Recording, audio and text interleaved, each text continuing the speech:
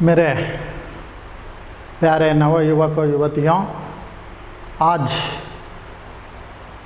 अपठित भाग में से दूसरा कहानी जो है उसको पिछले क्लास में आधा हुआ था, आज उसको आगे बढ़ाऊंगा। आप अधिक से अधिक जानकारी प्राप्त करने के लिए ज़रा ध्यान से पाठ्य पुस्तक को खोलकर उसको वाक्य पूरा वाक्य को संपूर्ण मग्नता के साथ ध्यान से देखते समझते आगे बढ़ना चाहिए। मेरे तरुण तरुणियों, आप सबको नमस्कार करते हुए आज उसका जो अगला भाग को आगे बढ़ाने के बारे में प्रयास करता हूँ। हाँ, देखिए, इस कहानी के बारे में तो आपको ज़रा याद है, फिर भी इस कहानी का थोड़ा सा याद दिलाकर आगे बढ़ाना चाहता हूँ।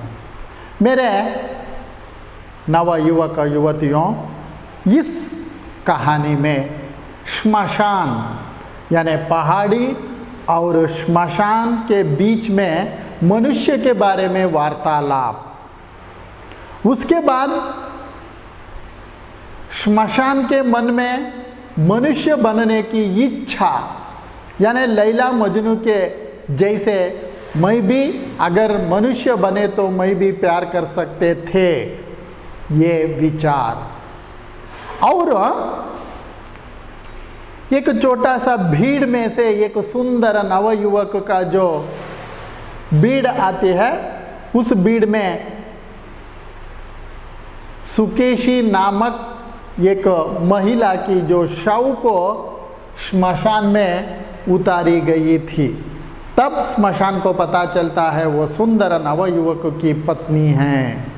इसलिए उस कक्षा में मैं कहे थे कि आपको सुंदर नवयुवक की जो पहला जो पत्नी का क्या नाम, ऐसा प्रश्न आने की संभावना जो ज़्यादा रहते हैं, इसलिए उस संदर्भ में आप क्या लिखना है, सुकेशी नाम लिखने से आपको इजी सरलाति सरला एक अंक आपके पर्स या जेब में आप रख सकते हैं। ठीक है, इस तरह। और वो सुंदर नवयुवक कुछ दिन श्मशान को दिखाई नहीं देता। तब श्मशान पहाड़ी को कहता है कि पहाड़ी, तुम ऊपर रहते हैं, इसलिए आपको कोना कोने में जो रहने वाले सभी व्यक्ति या चित्र या तस्वीर जो भी हो दिखाई देता है। इसलिए वो सुंदर नवयुवक अगर दिखाई दे तो मुझे ज़रा बताइए। तब वो पहाड़ी मुस्कुराते हुए, ठीक है, अगर दिखाई दे तो मैं आपको कहूँगा। पहले नहीं कहता है, फिर भी ये श्मशान के मन की भावनाओं को देखकर उन्होंने हाँ कहने की संभावना जो ज़्यादा जो रहते हैं। इसी तरह जो रहने वाली जो कहानी को और आगे वो सुंदर नवयुवक को कहाँ गया और क्या क्या करने वाले हैं या करते हैं, ये सभी विचार को अगला यानी आज जो पढ़ाने वाले भाग में हम चर्चा करेंगे। ठीक है मेरे तरुण तरुणियों, आप ज़रा ध्यान से, और एक बार कह रहा हूँ, आप गलत मत समझिए, कि ध्यान से सुनिए, वाक्य बाय वाक्य को आप देखते जाइए, सेंटेंस बाय सेंटेंस जो कहते हैं ना, उसी तरह देखते आप आगे बढ़िए। पेज नंबर 151 से आज शुरू होने वाला जो विचार है। ठीक है, इसी प्रकार 3 वर्ष बीत गए। 3 वर्ष की लंबी अवधि भी श्मशान के मन से उस सुंदर युवक की व्यथा को ना पहुंच सकी। मित्रों, कोई भी किसी भी काम मन से प्रेम से जो करे तो 3 साल नहीं है, 30 साल होने के बाद भी याद आने की संभावना ज़्यादा रहते हैं मेरे तरुण तरुणियों। इसलिए डाई अक्षर का प्रेम में इतना तो ताकत है, उसको कह नहीं सकते। अक्सर उसकी बात करना, उसके उन आंसुओं की बात करता जो उसने अपनी प्रेयसी के वियोग में बहाए थे, उसके उस अनुपम प्रेम की बात करता जिसने उसे अवश्य ही आत्महत्या के लिए बाध्य कर दिया होगा, उसके उस करुण विलाप की बात करता जो आज भी उसके हृदय को माथे डाल रहा था। देखो, इस तरह दर्द हो रहा है श्मशान के मन में सुंदर युवक की जो हालत को देखकर। तभी एक दिन फिर उसका हृदय किसी परिचित स्वर के करुणा चीत्कारों से दहल उठा। उसने देखा वही सुंदर युवक एक छोटी सी भीड़ के साथ किसी शव को लिए आ रहा है। श्मशान ने सोचा वह अभी जीवित है। अब इस अभागे पर ईश्वर ने कौन सा दुख डाला है, वैसा कौन सोच रहा है? श्मशान। देखिए, अभागे के भाग्य में ईश्वर ने कौन सा सुख डाला है। पर वहाँ पर जो बातचीत हो रही थी उससे यह समझने में देर ना लगी कि यह भी उसकी पत्नी ही थी। देखो, अभी दूसरी बार श्मशान को एक छोटी सी भीड़ में वो सुंदर नव युवक दूसरे पत्नी के शव के साथ आया। सब लोग कह रहे थे इसके भाग्य में पत्नी का सुख ही नहीं लिखा है, वरना 5 ही वर्ष में यूँ 2 पत्नियां ना छोड़ जाती। अभी बेचारे बेचारे की उम्र ही क्या है, यानी बहुत छोटे उम्र में ही इसी तरह 2 पत्नियां मर चुकी। कितने सालों में? 2 पत्नियां 5 ही वर्ष में। देखो जरा सोचिए मेरे नव युवक युवतियों। आज भी युवक का क्रंदन अत्यंत करुण था। आज भी उसकी चीत्कारें हृदय को दहल देने वाले थी। आज भी उसके आंसू गर्म सलाखों की भांति हृदय को दहला देने वाले थे।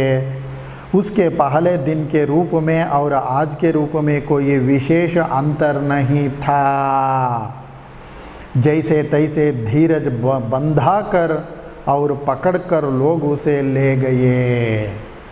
देखो, पहला पत्नी जब मरी थी ना, तब किस तरह का जो चीत्कार हुई थी, उसी तरह दूसरे पत्नी मरने के बाद भी same to same, not shame to shame, यथावत जराक्स प्रति जो कहते ना, उसी तरह पहला पत्नी मरने के समय और दूसरा पत्नी मरने के समय भी इसी तरह चीत्कार और विशेष रूप में अंतर ना लगने के जैसे वो रो रहा था। श्मशान के मन में वर्षों से मनुष्य के अलौकिक प्रेम की जो धारणा जमी हुई थी, उसको पहली बार हल्का सा धक्का लगा। संध्या समय वह युवक फिर आया और अपनी पत्नी की राख में लोट लोट कर विलाप करने लगा। मैंने स्वप्न में भी नहीं सोचा था कि मैंने, श्मशान ने, छात्रों ज़रा ध्यान से इस तरह का जो शब्द जब आता है ना, तब चेतावनी के साथ वह माने कौन, उसको ब्यौरा यानी विचार को समझने के बारे में कोशिश कीजिए। मैंने स्वप्न में भी नहीं सोचा था कि तुम मुझे इस प्रकार छोड़कर चली जाओगी।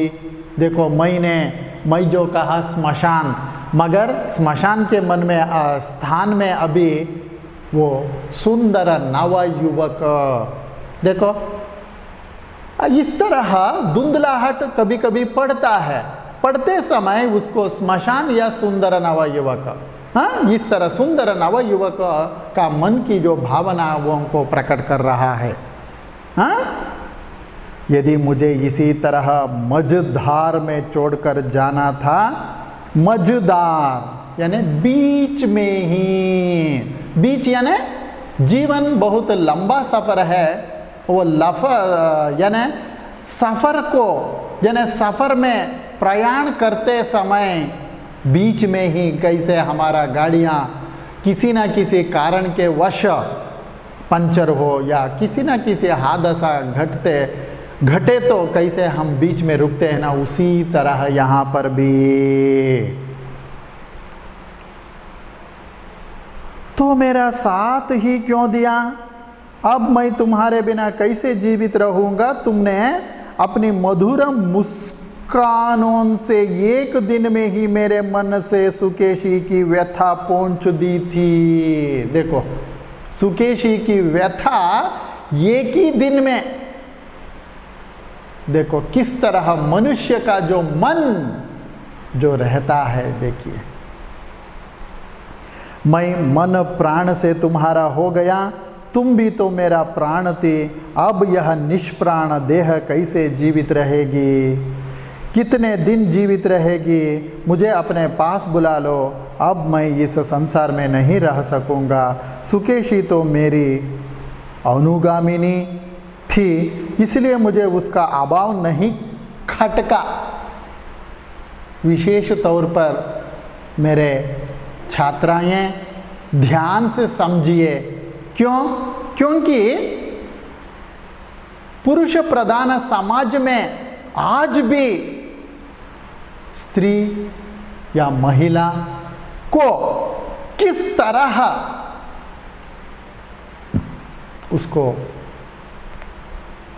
पुरुष प्रधान समाज उसका इस्तेमाल करते हैं या करते आ रहे हैं, उसको ज़रा सोचने से मुझे भी एक ना एक तरह खेद यानी दुख होता है। मेरे छात्र छात्राएं, मुझे अपने पास बुला लो, अब मैं इस संसार में नहीं रह सकूँगा। सुकेशी तो मेरी अनुगामिनी थी, इसलिए मुझे उसका अभाव नहीं खटका, पर तुम तो मेरी सहागामिनी थी। सहागामिनी साथ साथ चलने वाली, अनुगामिनी यानी आज्ञाकारिणी। मेरे छात्रों, और एक बार कह रहा हूँ, अनुगामिनी यानी आज्ञाकारिणी, सहागामिनी यानी साथ साथ चलने वाली। हम तो दो शरीर एक प्राण थे, जब प्राण ही चले गए तो शरीर का क्या प्रयोजन?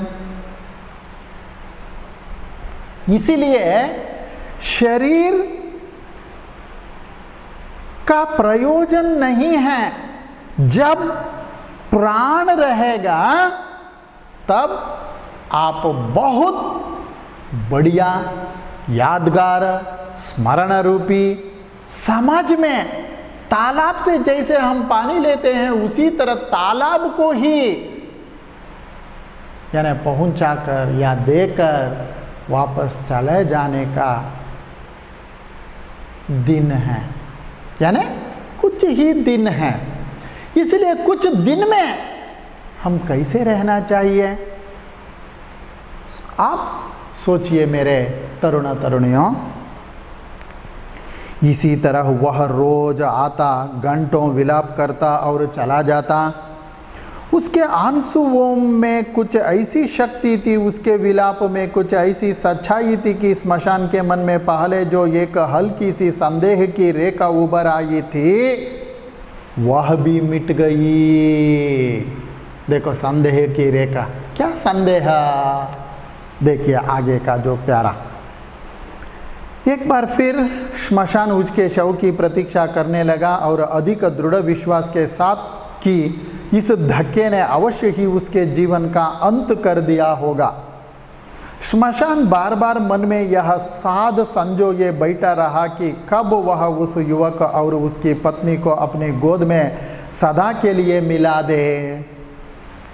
ऐसा मिलाप जिसमें वियोग का भय ना हो, बिछुड़ने की आशंका ना हो, पर उसका शव ना आया। उसके हृदय की लालसा बनी रही। ಆಸೆಯೇ ಆಸೆಯಾಗಿಯೇ ಉಳಿಯಿತು, ಆಸೆ ಈಡೇರಲಿಲ್ಲ। सपना कब हुआ अपना, ऐसा जो बुजुर्ग कहते हैं ना, उसी तरह वो सपने जो देखते हैं ना मेरे छात्रों, सपना मतलब है लड़की नहीं है। इस संदर्भ में जो कह रहा हूँ ना, वो सपने रात में जो देखते हो ना, वो कब हुआ अपना। इसीलिए चुप के देखने से क्या फायदा, वो अपनाना चाहिए, अपना होना चाहिए, तब वो सपना देखे तो भी साकार हो सकता है। हाँ? फिर वही डर्रा चल पड़ा। रोज ही ना जाने कितने शव जलते मनुष्य रोते। श्मशान मनुष्य के अलौकिक प्रेम के गुण गाता और पहाड़ी मुस्कुराती। अंतर था तो केवल इतना कि श्मशान के स्वर में कुछ उतार आ गया था और पहाड़ी की मुस्कुराहट में व्यंग्य कुछ अधिक स्पष्ट और प्रखर हो गया था। व्यंग्य की बात है, प्रखर, तीक्ष्ण। 2 वर्ष भी नहीं बीत पाए होंगे कि श्मशान के कानों में फिर वही परिचित स्वर सुनाई पड़ा और उसके आश्चर्य का ठिकाना नहीं रहा। किसके? श्मशान के जो आश्चर्य। जब उसने देखा कि वह युवक इस बार अपनी तीसरी पत्नी के शव को जलाने आया है, उसने सोचा शायद बिना प्रेम के ही उसने मजबूरी में विवाह कर लिया हो। पर उस युवक का विलाप सुना तो वह भ्रम भी जाता रहा। उतना दुख से वो रो रहा था, वो यानी सुंदर नव युवक। पर उस युवक का विलाप सुना तो वह भ्रम भी जाता रहा। आज भी उसका क्रंदन उतना ही करुण था, आज भी उसकी चीत्कार हृदय को दहला देने वाली थी, आज भी उसके अश्रु गर्म सलाखों की भांति दग्ध कर देने वाले थे। उसके पहले वाले रूप में और आज के रूप में कोई अंतर ना था, भेदभाव नहीं किया वो सुंदर नव युवक। उसकी बातें भी वही थी, केवल इतना अंतर था कि आज उसे अपनी तीसरी पत्नी ही सबसे अधिक गुणी दिखाई दे रही थी। देखो एक्सपीरियंस जो है ना, उससे हमें पता चलते जाता है। वह दावा कर रहा था कि तीसरी पत्नी से ही उसका सच्चा प्रेम था। पहली 2 स्त्रियों का प्रेम बचपना था, खेल, एक ना एक तरह खेल। बच्चे कुछ चीज़ों से जैसे जो खेलते हैं ना, उसी तरह वो सुंदर नव युवक सुकेशी और दूसरी पत्नी के साथ खेलता था या खेला। कि तीसरी पत्नी से ही उसका सच्चा प्रेम था ना। पहली 2 स्त्रियों का प्रेम बचपना था, ना समझी थी। पहली उसकी अनुगामिनी थी, दूसरी सहगामिनी, तीसरी अग्रगामिनी थी। अग्रगामिनी यानी आगे चलने वाली, यानी आगे का रास्ता दिखाते साथ साथ लेकर जाने वाली। उसकी पथ प्रदर्शिका थी, जिसके बिना वह एक कदम भी जीवित नहीं रह सकता। वही पुरानी बातें, वही विलाप, वही क्रंदन, मानो इसका भावना के साथ कोई संबंध ही ना हो। कंठस्थ पाठ की तरह वह उसे दोहरा रहा हो। कंठस्थ पाठ यानी मगप जो कहते हैं ना, उसी तरह आपको एक काव्य या कविता को कंठस्थ करके आने के लिए जब हम कहे तो तब आप भी कैसे सभी एक ही तरह कंठस्थ करके जब हम पूछते हैं ना, तब आप कहते हैं ना उसी तरह पहले पत्नी सुकेशी, दूसरा पत्नी, तीसरा पत्नी मरने के बाद कैसे एक ही तरह किसी भी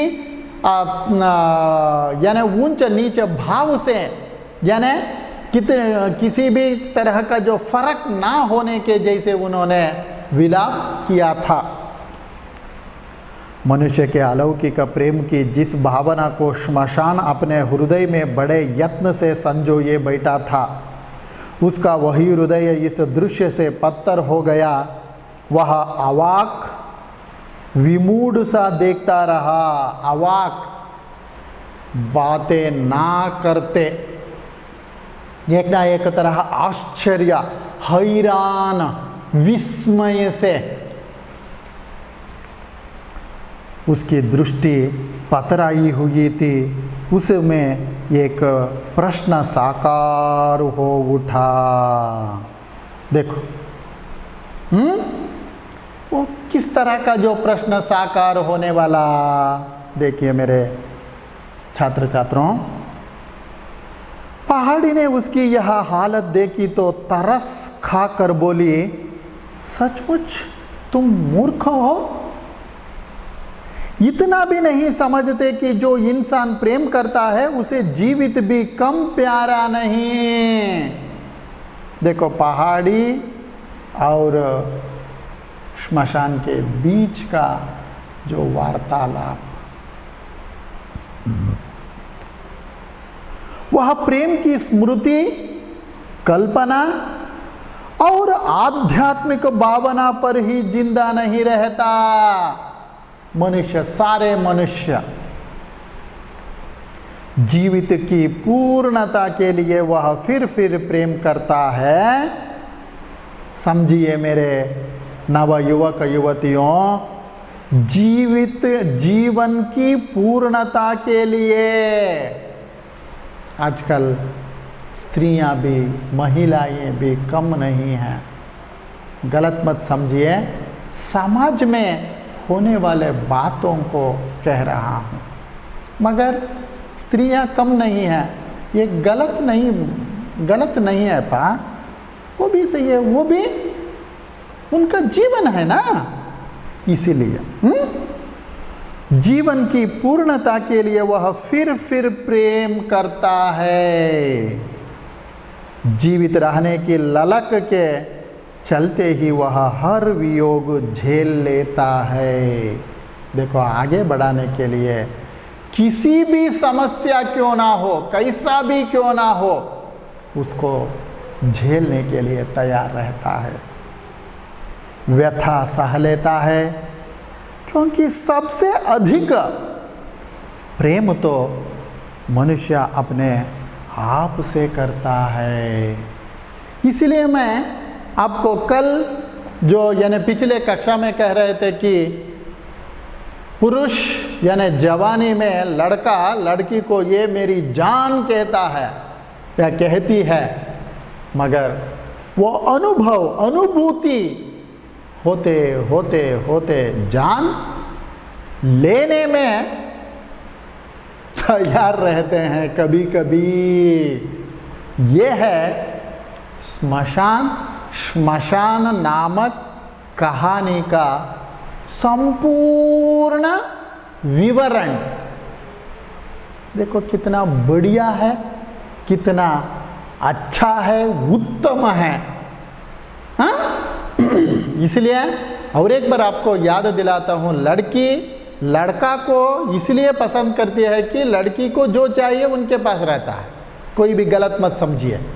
उसी तरह लड़का किस लिए लड़की को प्यार करता है, लड़की के पास जो है वो ये इनको चाहिए। इसलिए ये जिंदगी का जो नियम है मेरे समाज में जीवित रहने वाले सभी लोगों की एक नियम है, भगवान दिया हुआ ये रूढ़ी या प्रथा या जो भी कहिए उसको अनुसरण करके हम सब आगे बढ़ना है। इसी के साथ श्मशान नामक कहानी पाठ्यक्रम के मुताबिक वो समाप्त हो गया, मगर वो पाठ्यक्रम में रहने वाले विचार को अपने जीवन में लागू करके अगर आगे बढ़े तो ये खत्म ना होने वाले विचार है। मेरे मित्रों के जैसे रहने वाले, पेस कॉलेज में पढ़ने वाले मेरे भावी समाज के प्रजा, आप इस विचार को समझिए, मनन कीजिए और विकसित करते आगे बढ़ने का प्रयास अपना अपना भगवान के कृपाशीर्वाद से आप आगे बढ़िए कहकर इस अध्याय या कहानी को समाप्त करूँगा। मेरे तरुण तरुणियों, जैसा भी हो, अपने हाथ में पेंसिल है करके मैं मानता हूँ, इसीलिए अगर रहे तो प्रश्न का उत्तर बताऊँगा। आप जल्द से जल्द लिखते आगे बढ़िए मेरे नवयुवक युवतियों। हाँ, पहला प्रश्न का उत्तर आप सबको पता है, आप बहुत बुद्धिमान हैं, आपसे कुछ हम भी सीखना है। हाँ, सीखेंगे, मिलकर सीखते जाएंगे। हाँ, पहला प्रश्न का उत्तर, श्मशान मनुष्य से प्यार के बदले क्या पाता है? घृणा। मेरे नवयुवक युवतियों, लिखते समय बहुत ध्यान से हिज्जे के बारे में आप ध्यान देते लिखना चाहिए। देखिए, पहला प्रश्न का उत्तर है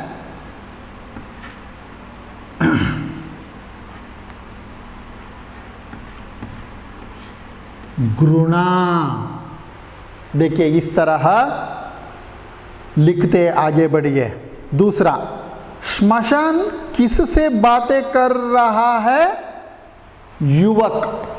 हाँ, दूसरा प्रश्न का उत्तर। ठीक है। तीसरा, युवक की पहली पत्नी का क्या नाम लिखिए? मैं पढ़ाते समय कहे थे ना मेरे नव युवक युवतियों, क्या नाम है? वेरी गुड, पहला बेंच वाले कह रहे हैं सुकेशी, वेरी गुड। चौथा, श्मशान सारे दिन किसके शव की प्रतीक्षा करता रहा? श्मशान सारे दिन किसके शव की प्रतीक्षा करता रहा? किसके? वो सुंदर नवयुवक की पत्नी का शव की प्रतीक्षा करता रहा। पांचवा, श्मशान सारे दिन किसके शव की प्रतीक्षा करता रहा? ओके। पांचवा, श्मशान के मन में वर्षों से किसके प्रेम की अलौकिक धारणा जमी हुई थी? मनुष्य। क्या है? मनुष्य। छठा, 5 वर्ष में युवक की कितनी पत्नियां मर गई? 2। ये धुंधलाहट में पढ़ने वाला जो प्रश्न है, इसलिए जरा आप ध्यान से उसको लिखना चाहिए। स्पष्ट कर रहा हूं, 2 पत्नियां। कुछ बच्चे धुंधलाहट में पढ़कर 3 लिखते हैं, मगर 3 गलत उत्तर है, सही उत्तर है 2। 7वां, मनुष्य सबसे अधिक प्रेम किससे करता है? अपने आप से। 8वां, श्मशान कहानी की लेखिका कौन है? श्रीमती मन्नू भंडारी जी या मन्नू भंडारी लिखने से काफी है। ठीक है। समझ में आया होगा मेरे नवा युवक युवतियों, समझ में आया ना? वो लास्ट में रहने वाले हैं, ओ देखो वो कोने पे बैठे हुए हैं, सबको समझ में आया ना? Very good. आप कहीं भी रहिए, कैसा भी रहिए, बैठिए, ठीक तरह पढ़िए, लिखिए, वही इरादा है हम और आपके माता पिताजी के, ठीक है? हाँ? दूसरा मेन देखिए, निम्नलिखित प्रश्नों के उत्तर लिखिए। पहला, श्मशान ने आह भरकर पहाड़ी से क्या कहा? देखिए पहला जो पेज नंबर 148 में पहला पैराग्राफ जो है उसको उत्तर है, उसमें उत्तर है, उसको आप क्या करना चाहिए, जो प्रधान प्रमुख पंक्तियां हैं उसको चुनकर लिखना, आपकी बुद्धिमत्ता के आधार पर अपने शब्दों में लिखना है। मनुष्य के प्रेम के बारे में श्मशान के विचार प्रकट कीजिए। यह है पेज नंबर 148 में तीसरा पैराग्राफ कह सकते हैं। पहला 3 लाइन को छोड़ने से यानी साथ में यानी छोड़ने से पहला और दूसरा कह सकते हैं। इसी तरह उस पन्ने पे, उस पृष्ठ पे तीसरा पूरा है, वो तीसरा स्टैंजा या वो जो है ना, उसमें से 8 या 10 पंक्तियां हैं, उसमें भी जो प्रमुख उत्तर है उसको चुनकर लिखना है मेरे। तीसरा, पहली पत्नी की मृत्यु पर युवक किस प्रकार विलाप करने लगा?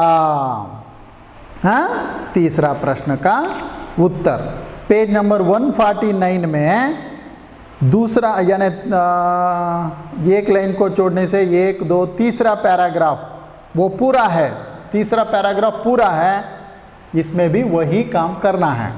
चौथा, युवक अपनी तीसरी पत्नी की मृत्यु के उपरांत उससे सबसे अधिक गुणी क्यों समझता है? चौथा प्रश्न का उत्तर है। हाँ, चौथा प्रश्न का जो उत्तर है कहाँ पर है? पेज नंबर 152 है। देखिए मेरे मित्रों, 152 में लास्ट पैराग्राफ जो है देखिए, हाँ, 2 वर्ष भी नहीं बीत पाए होंगे, वहाँ से लेकर पेज नंबर 153 में 3 पंक्तियाँ हैं, शुरू में जो रहने वाले 3 पंक्तियाँ जो है उसको भी जोड़कर अपने शब्दों में अपना बढ़िया खास नोट्स तैयार करने की जिम्मेदारी आपकी है। पांचवा, अंततः पहाड़ी ने थरस खाकर श्मशान से क्या कहा? लास्ट 153 में लास्ट स्टैंजा जो है, पहाड़ी ने उसकी यह हालत देखी तो तरस खाकर बोली। वो पूरा पैराग्राफ लिखकर अपना खुद हाथ से तैयार किया हुआ खास नोट्स तैयार करके आप रखते हैं।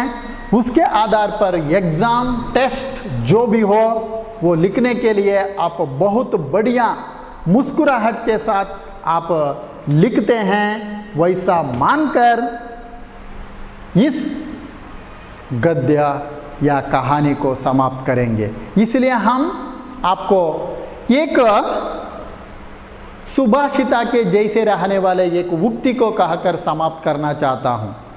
हम दौड़ में शामिल नहीं हैं।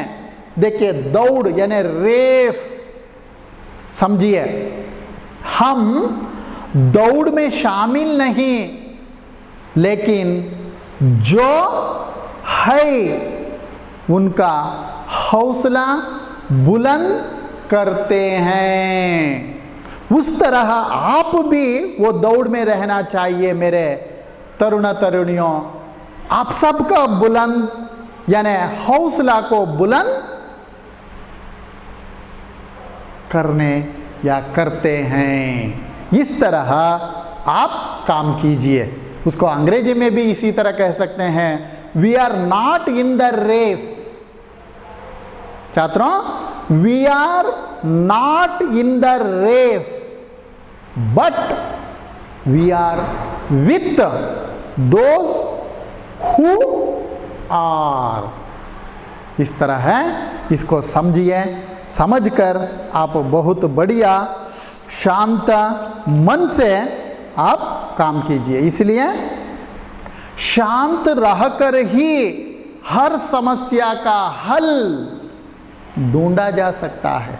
इसीलिए आप सबसे विनती करूंगा कि आप शांत रहकर आप जो काम करना है उस काम करते हैं, या काम करने का जो मन हम सब का जो भगवान जो है वो आपको देना है, या कृपाशीर्वाद देने के लिए आप सबके तरफ से मैं भगवान को प्रार्थना करके इस कक्षा को समाप्त करूंगा। आप सबको